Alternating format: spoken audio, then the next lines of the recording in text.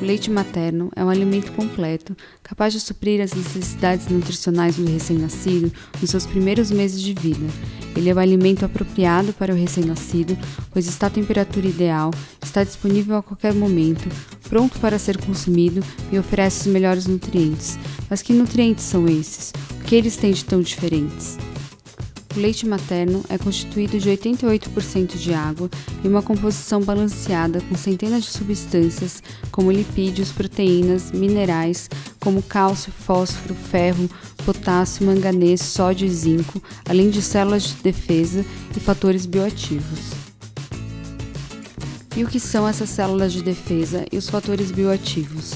Nosso sistema imunológico é formado por células de defesa. Essas células são responsáveis por proteger nossos organismos contra patógenos como vírus, bactérias e outros parasitas. Os macrófagos e os neutrófilos são os leucócitos, também conhecidos como glóbulos brancos, as células de defesa mais comuns no leite humano e atuam rodeando e destruindo bactérias patológicas. Já os fatores bioativos são substâncias como proteínas e anticorpos que estimulam nosso sistema imune ou atuam destruindo patógenos e nos protegendo contra infecções.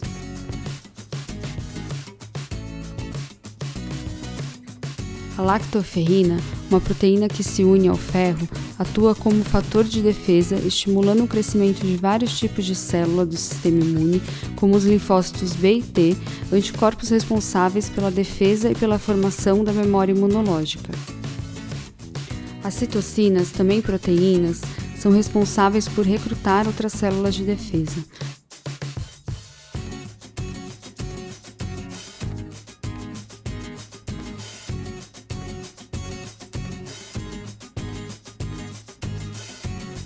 As imunoglobulinas, como o IgA, anticorpo específico, estimulam o desenvolvimento de células da mucosa gastrointestinal do bebê e assim o protege contra a entrada de micro-organismos causadores de infecções.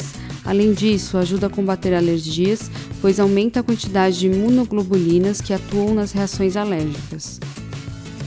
Já as lisozimas são responsáveis por diminuir o risco de infecções por bactérias, pois são substâncias que atuam degradando a parede celular de bactérias.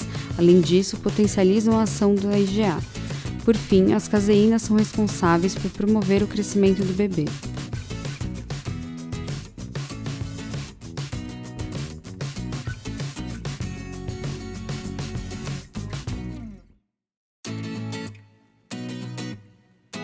Durante o aleitamento, o bebê ingere essas células e substâncias vindas da mãe, que serão fundamentais para o desenvolvimento do seu sistema imunológico e para a proteção contra diarreias, infecções respiratórias e doenças infecciosas.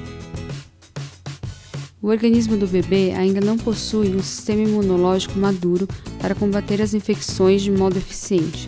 Por isso, o leite materno cumpre um papel fundamental por oferecer componentes do sistema imune da mãe com a vantagem de não desencadear um processo inflamatório que poderia prejudicar o bebê.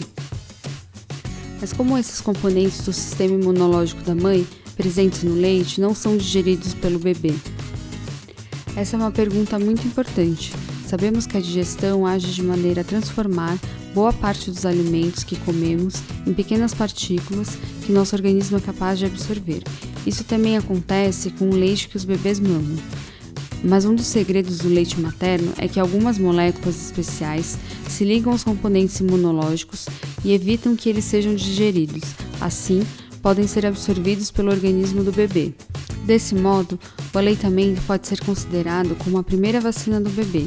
Através do leite materno, o recém-nascido adquire fatores antimicrobianos, anti-inflamatórios e imunomoduladores. Contudo, o aleitamento sozinho não garante a imunização contra todas as infecções que poderão ocorrer ao longo da vida, havendo a necessidade da vacinação.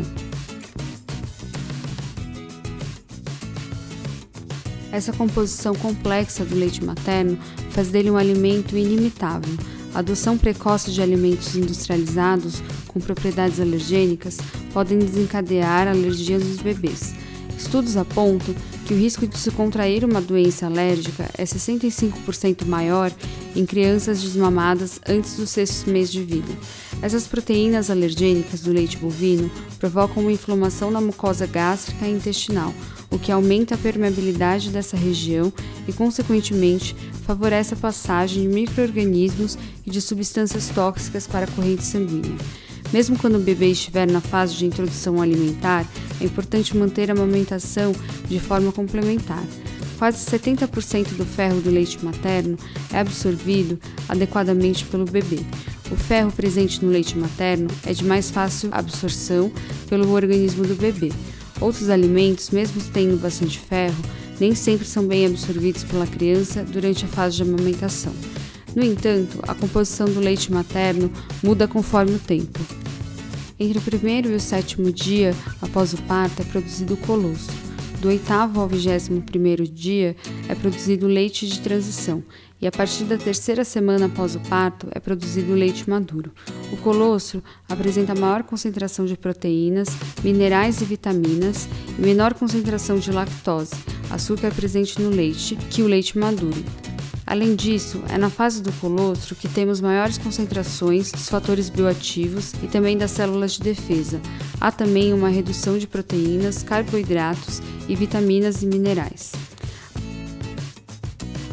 A OMS, Organização Mundial da Saúde, aconselha que os bebês devem ser amamentados até pelo menos os 6 meses de vida só com leite materno.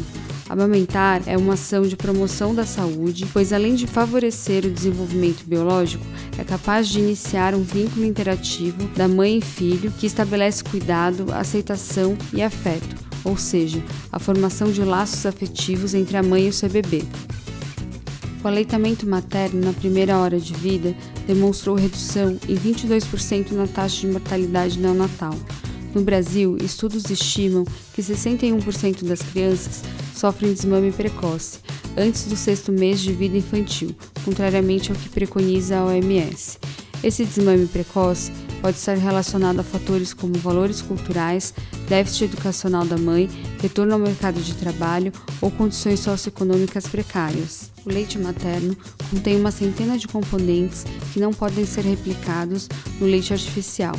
No leite materno, a troca de microbiota da saliva do bebê para a mãe no ato da amamentação. Isso indica ao sistema imunológico que produz anticorpos que serão passados ao filho nas próximas mamadas. Nesse aspecto, caracteriza-se na espécie humana a dependência da mãe para o desenvolvimento completo e maturação das funções imunológicas do bebê.